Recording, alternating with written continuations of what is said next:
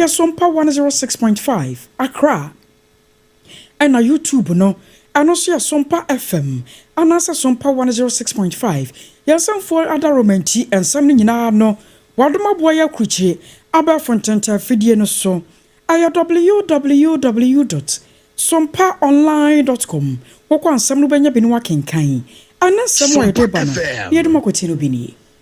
A show Kobe a one de links or the one so at the cracks about a Ghana bar situation. Woman somewhere one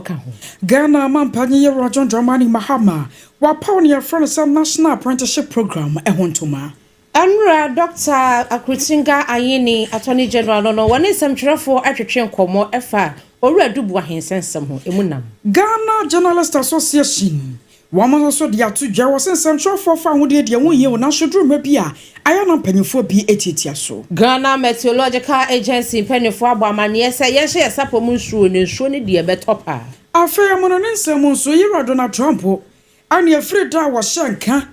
sa nkrofo a wo de nioma afri wo maman so eba wo mu de mu ato a de atoto so sa tie nie no eno na ebra pa e wo sikasemu na papa no so gina so wo so no de o my gabo Setere obebone manfo abaso we ni nsema wodo pinu a ana yaboaboa no a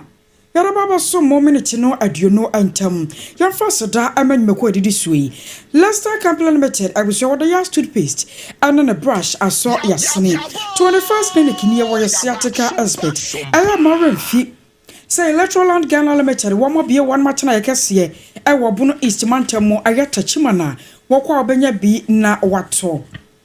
Haxa mixture and the capsules in here. Also was a time for drought at a shipper and no. And Nana Kodie second plan metal say. A quarter sempre more than see on your dear. And one more quan abbot to me be not what on the papa so. As soon for your penu and the Atanasi. Akosua Agyeiwaa Kodie boating. Enemy D and a permanent. Abena Badu Adepa Kwofi.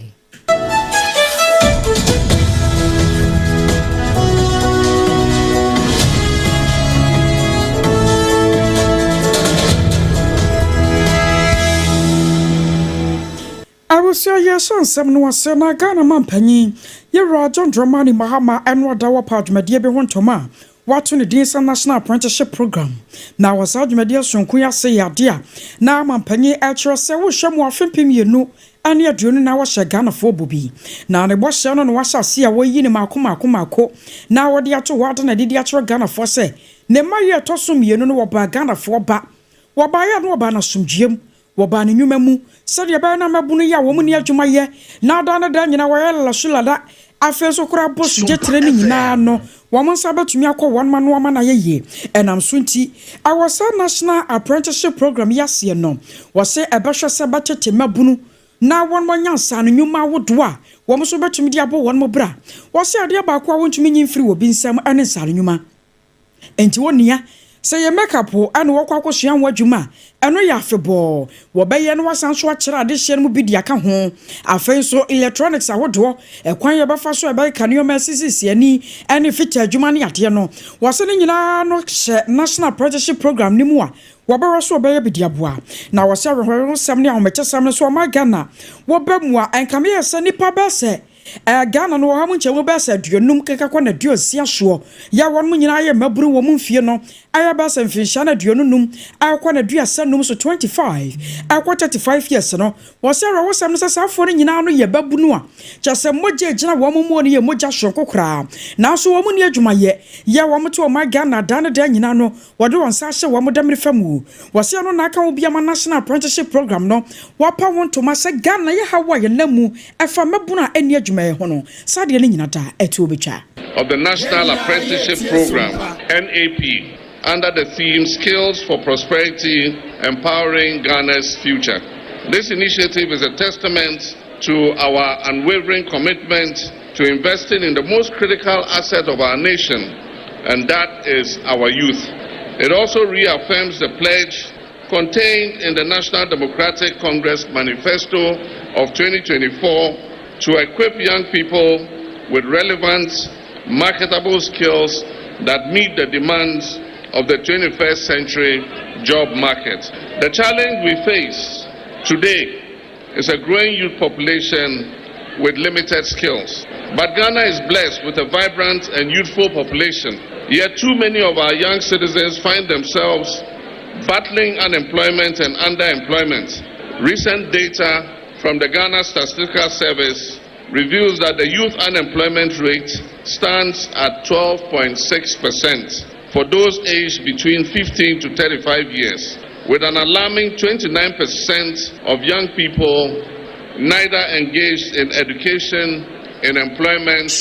or in training.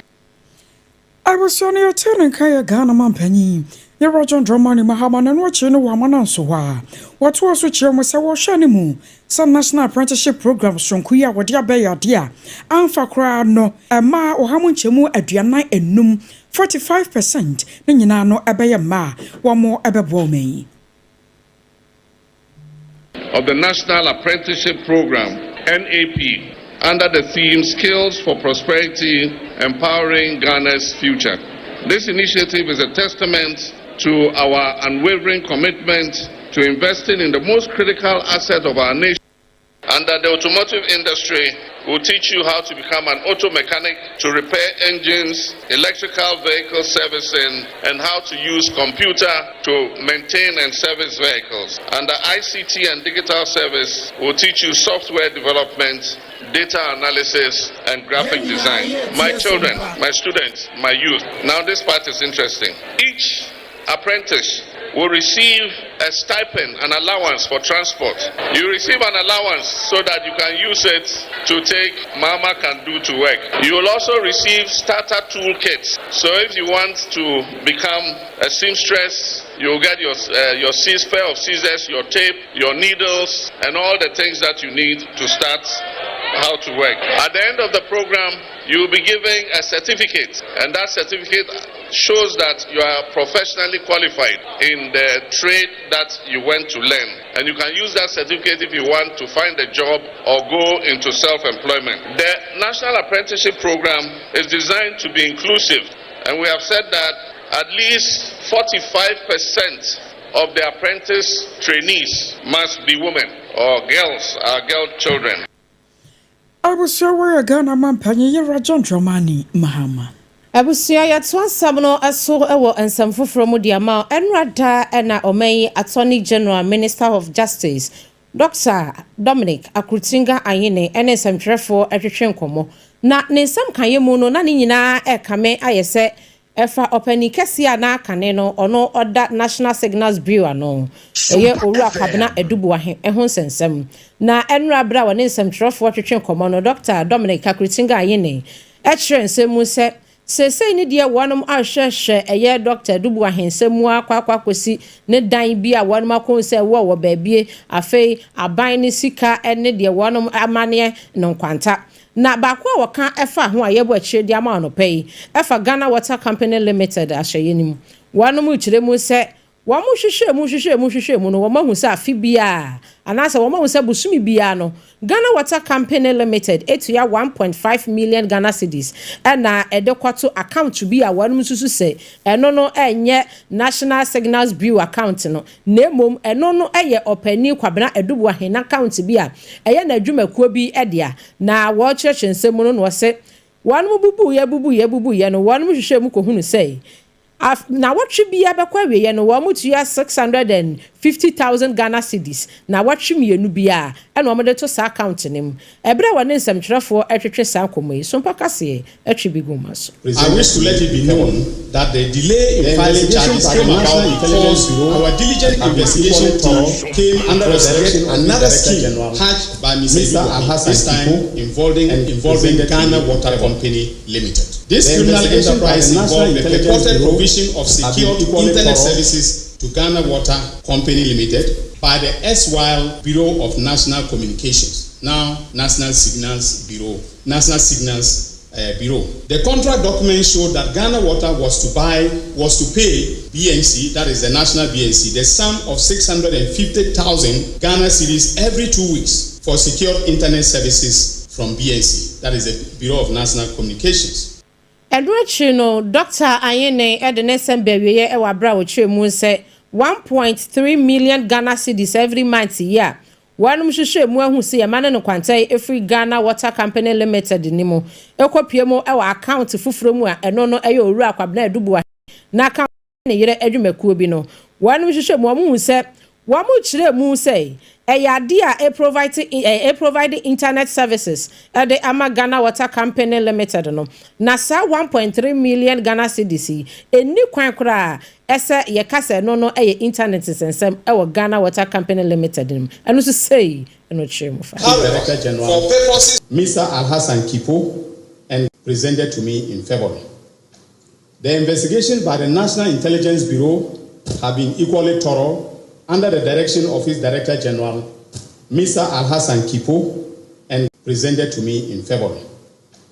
The investigation by the National Intelligence Bureau have been equally thorough under the direction of his Director General, Mr. Alhassan Kipo, and presented to me in February. The investigation by the National Intelligence Bureau have been equally thorough under the direction of his Director General, Mr. Alhassan Kipo, and presented to me in February.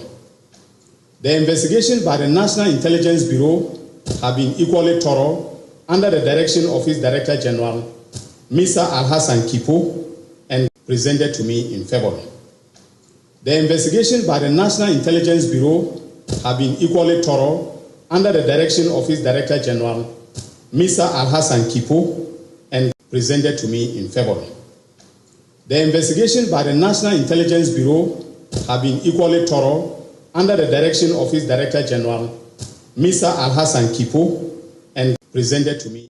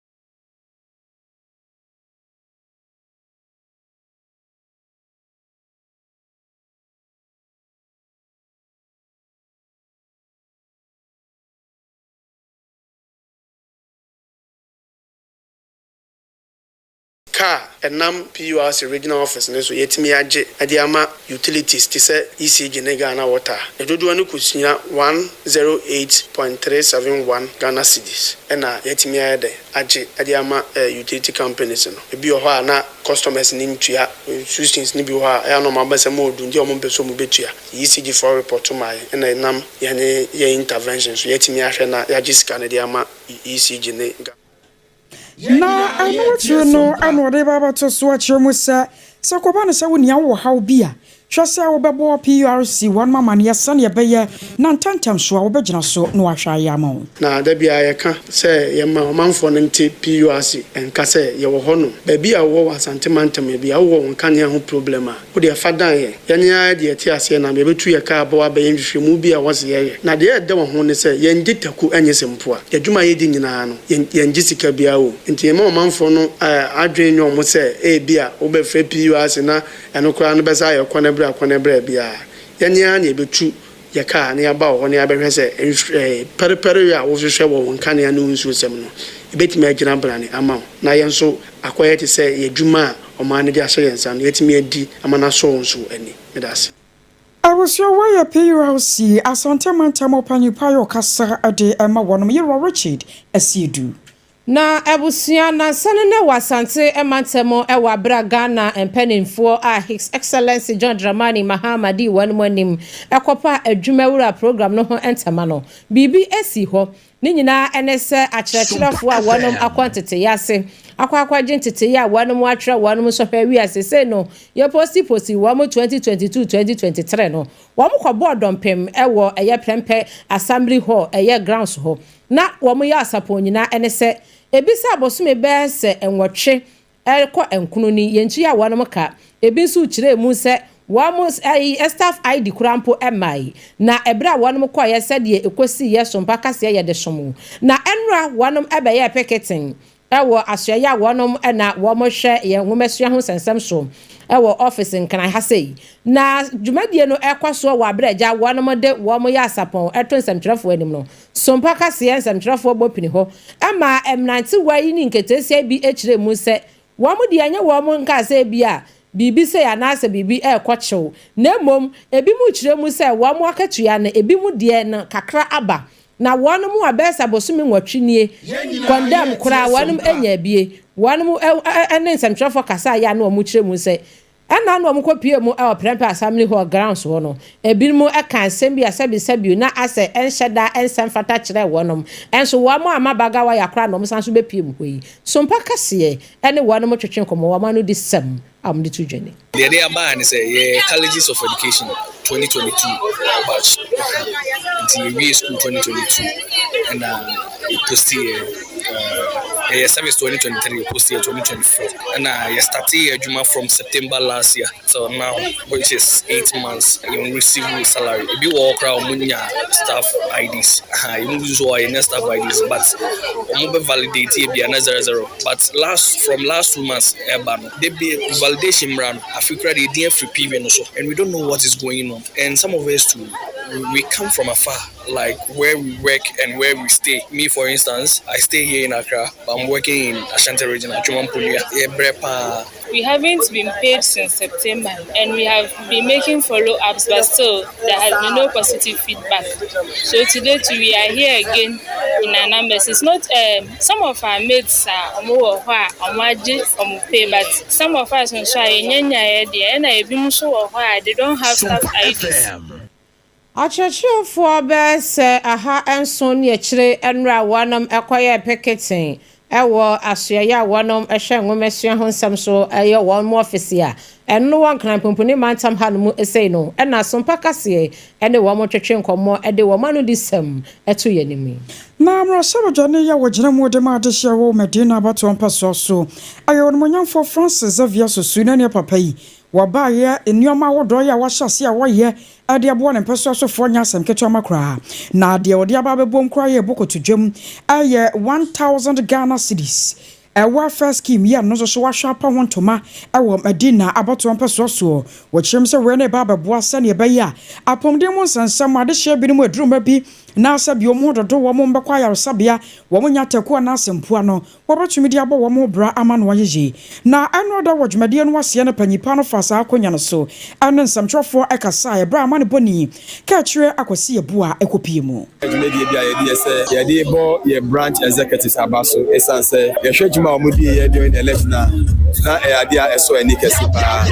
ye pese ye fa fidie so na ye de da grassroots ni bia obi biara ohwe ne nkwa anase ohwe ni sika anase ohwe ni japade bi enam emwa na wode boame ana wode boa excellency John Dramani Mahama no enam fidie so eda obias enye asidape ni ye de baba obehwe ne no ye de futuo bi so ababeto a eye 1 million Ghana cedis eye welfare fund edi ma obia na same no ye ko hu se eto de bia na obi eyare na sika ye hia se behwe nipa no na eye de se bitimi nya se sika no se ntino e de sa fund itu o se ne be ya ye nya emergencies a ye betimi aboa wo ma omo atire wo obebua na obia akontribute kakra enyini na yetimi di aboa ye nuanu mu asabio omo hu beka timi da mo asenya me hwa mu nyina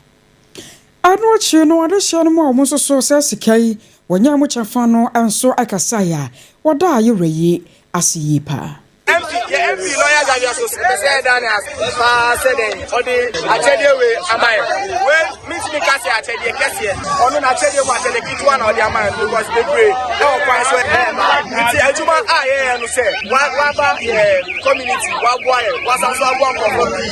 ti ada met ma kasi da na si na mi sha ejuma o ye no on to aso I was aware near Koso Medina Baton Paso and Yakotibi. Ye tu fa kokopie mo e won finfini e mantemo na ye mpie mo e wo apadentra epoye emesini nim na amane efri ho eba enese opani ayebo ni dini ese onkoye mesini no aban krache eye ononyamfo George Anani Coleman na nani swade hum no e na oditu dwakire mu se upie mo e wo apadentra epoye mesini mu a ni kuropon wa no ne yedunkwa no fe a efi e mene won pa ofa dunkwa no fe emontene so abola sade abobo kuo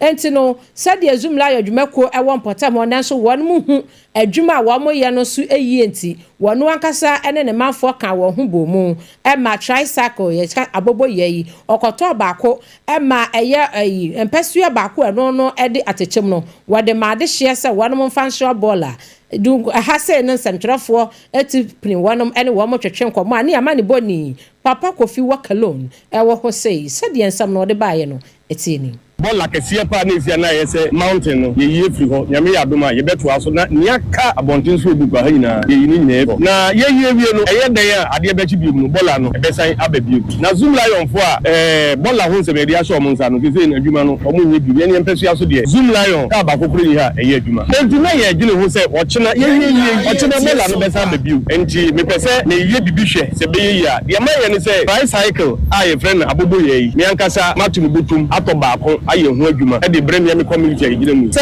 NACC am prempre ya bola na wie no bola bia e ba omo pengu abobo ye no ya omo kotu do no sam family mesni aban krache ya wona suma de hia wona mo wapadentra epoye mesni nim onanyafo George Anani Coleman na okasa wie ye twe no na assembly member a wono so esuma de hia wona mo atechem electoral area onu kro ya aye presiding member eye owura akwasi antwewu so enso eso ensamu akire mu se wada MCE asepa se eniswade hunu se ebeboa etu cholera ya de ase afenso wanu mu anam efinso emomunya typhoid ya de yinso ebetimi aso no ewon potem ho onu so nsem kaye mu no papa Kwofi wakalon etu bi somye na me mana nwode na ontumi emfanye ye toton se obi bia so se he can't do it alone ejuma no onu kwa ntumi nye ohia obia nwode ohia obia mpaibo ohia obia so beba on board to help Agyeiwaa onobo eba yo nya akutia eno no ade ni botom sika to tricycle baako I think that ankra war your person so another electoral area and also follow see now the oye one of my bontes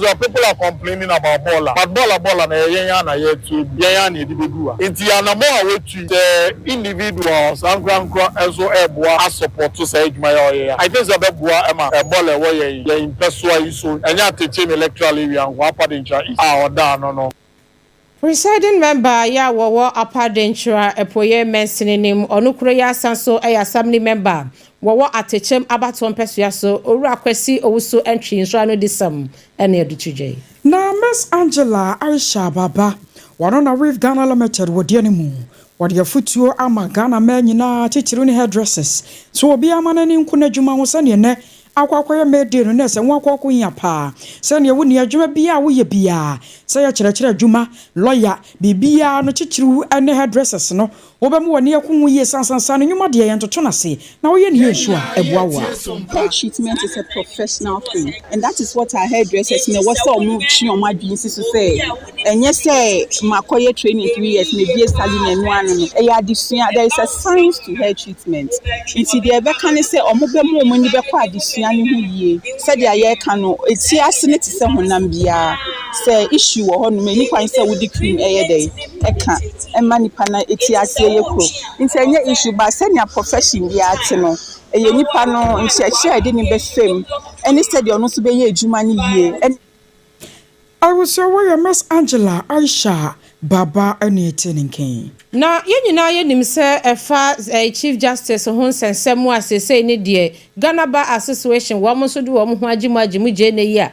A penny for a casafa hui. Oshubo Kobi a one so at the pressure group liberation and social development. A trinity after link sword. One so ekasa. Na we no one share on my penny Hicks Excellency John Dramani Mahama say and someone a Ghana Bar Association and penny for Ekano. One sisi nation, one musu womubu nua mahogany wa wasapele function nation. And ma wonti obia esan se dia wo ye no wanim se eda emra kwan so na mamra constitution no article 146 clause 6 ya wo muka ho nsani. Se sa na tie pa dia won kwaso agita ne mudie mu na opani a wodi ekuo ye nim ekasa ye eye owura Eric Dalanyo Afilo woni semtwerefo twetwen koma sei ene koy. Abject double standards in the matter, and it is very shameful. Sadly, our vivid report from the mini-bar conference indicated to us that a few MPP elements within the Bar Association who were unhappy that the earlier statement issued by the association did not support the MPP's position on the removal of the Chief Justice had hijacked proceedings at the meeting, argued relentlessly with some executives, stampeded everyone, and pressured the executives of the association into voting on a resolution to unjustly condemn President John Mahama for no fault. The bar executives regrettably succumbed to the pressure and allowed the unthinkable to happen. The baseless resolution was therefore ignominiously, that's a big word, procured, thereby exposing the association to ridicule considering its earlier statement of April 24, 2025. Openi a woye titinani Abena pressure group liberation and social development ye twa wentia ekano link sword eye owura Eric Dalanyo Alifo ena wone semtwerefo etwetwe nkomo se Ghana Bar Association wanum sema a wo mokasa omampani entwen sensan se wa suspend omenye Chief Justice Mami Gertrude Araba Esabasa Kitoko no wono so emu nua fensi na so ema omampani fiwo bia de wose woye ema amamra no etimi fantampe fra no na dimu no eno ena onye afaye twabo somponi akobi manso America memu ne yadri na ye Donald Trump obetena akonya so no ne fo makomako hanie 100 days ana adehye no mabu na enam so amenei wo hwa ne mara ne hyehye bi odegu akwam ne ya na ne fakase no pa no gina adehye a wo mode no yoma eba America memu babaton eto a wode toto so no a eya kwatia wo no aye so tobo oboban a esa bebo wa na America memu ana enra wo mubu akwanta bi Watchram say wo hwem wa free diary Donald Trump asa sa na hyehye na se no America sika sem ate de kofom akwa mu nchemu hwe ene miensa 0.3% ena eswate aka wo bi ama Donald Trump ebra wone cabinet meeting hyiamudie no koso apamfo ya won mutunefo won mo hia ya na won mo dwondwono no ocha zawe won de won fa ho say ya adehia ewo ne kurom America mamu wamo adi wom hu dwa amasika ne ka America de eno anani je ho wo bone nsam hyra de ma won mo se de o maye ne de eso na ne yie pa wo bia ne lem America fo wo mo tena wo mo kurom Africa wo mo so Canada US China ne ade wo bia fa neoma fa tena wo kurom ne ton na wo de ba America nko ade a wo de to obato so na aboa ma America sika sem no tumi agire ye nton de amfa wo no sa ne neoma si bi ko no manfo de to wo kura sa wo hwem wa 2022 sa de ne bi si ye ama won sika sem so te ko fam wo no wo se we no kura beboa ama America won matumi atintim e wo no neoma mu Abusia yenyina yeso na nana KJC no sia bremo kasia yede sumu free Sompa 106.5 FM kasa fidie so no yemuni ko mu se epei efa emaom esan se nana KJC company limited wo no ana aso kase asiniti wose yanka nche se adansie ne ma papa no na kache na abusia obenya no se opese usi dan ema wo dan no ete apose wote pa eye nana KJC company limited na dansie ho ne ma ene wose okoto wo pe iron rod wo pe cement open na do ansati akwa baako ekwa akosi infinity ubenya bi ewo na kache roofing sheet ahodo ni nyina no obema obi enkrabata no edosom kumase enkran takrade takwa burungurungu yoyo bebia ye wo ho ubetumi ene penifo akasa wo 0204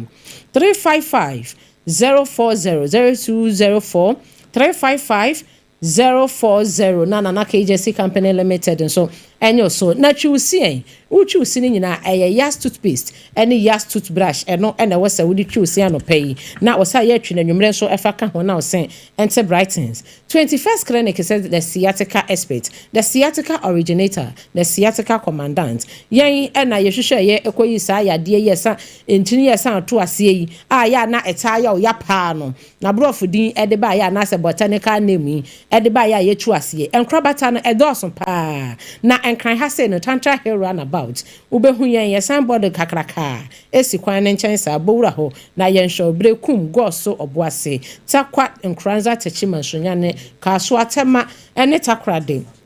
ubehu yen 0540 311 0540 311 na wasi even say 21st clinic Electroland Ghana Limited or si home appliances onema na kachi na abenya no bebia ebi homantam bebia na osi ankanche eye Bono East Mantam mu fo nkaka mu amu atachi man se wabebie ni showroom kese pa wani backsword anase Roman asafo no ewo tachi man no ena edi enhwe ni mu bowura ho TV fridge ope bibia bia obeja bi 0245 949 495 na Electroland Ghana Limited penny fonso aso mu ne wo atwetwe enkomo na wonom nso oka ho ebie eye haxa mixture ne capsules osatanfo eno no aya na abo ano ehhehwe udidi amane wani di amane akwada wonya mfinhia dumienu nombe oyoba ma akwada no fo oyoba penfo wonso wonka ho baabi ayeto aduro bia okwa asmepe haxa mixture ne capsules ne bi 0240 238 0240 238 310 0240 238 310 na osatafo haxa mixture ene ne capsules enyo so na channel so se ensemi etwa egu adamfo pa radio eno no ewo Paris France abrochimemo ayiko FM 100.9 Kumase Sompa 93.1 Kumase Sompa 101.1 ewo takwa Sompa 103.3 takrade Sompa 106.1 enso ebutu techima na ofa bi Sompa 98.9 sonyane Sompa 90.7 so won kranza ana afa Sompa 101.3 so ewo eye doma ahinkro afa wudi koda no so eye Sompa 106.5 a wote yenka efe chichen benche Facebook no so ne demo live ewo YouTube no so ye demo live ne yenhwai adwenkyera aba ewo Facebook ana afa YouTube no so adwenkyera kakra aba wo Facebook na afa YouTube no so adieni Paul ameno soji Menosoji was a good morning. Yamama you call more fire. Afe wumbe Samuel was a bravo Medina Rashe Janin Wabana Pasuano. Afe wabapa abrono manya ku. Abrono manso de nyame aboa o na wo bi sansem we na nasem no emu odu abrono ma behia wate e wa fikyire wona ya kyerem. Afe Mark Nana Owusu Sechere Senso say MC Nana Owusu Sechere so a wo se wo hwe live efri atebubu na Nana kwamo aboaten de nie Ablekuma Central and what the forces Sompa kase de jayo boa dan so manyina edam famous Yaw Janus was abake watwumu tententen Blessed Sun was 2 PM asantema pono ne die efri happy made nkoma adwumafo nyina yada mo nyina mo aseda mo ase yanyina wesoi na yemfa ensem no ensi ana adwumafo da afa adwumafo mienu ebetena ase enso yeme Akosua Agyeiwaa Kodie boaten mene Abena Badu Adepa Kwofi ye my penny for so mbechinchi mafidie from mama yen ye ma omo happy May-Day sanse ye nyina na ye wa ha enti no obrempon na nakwame Obrempon why nana yo obrempon nana kwakwampo ma na afi apam dada na bra Godfred ana medine Ransford eso na die ko Facebook no so ye try ho aba near the Ghana Today dwumadie no atwa so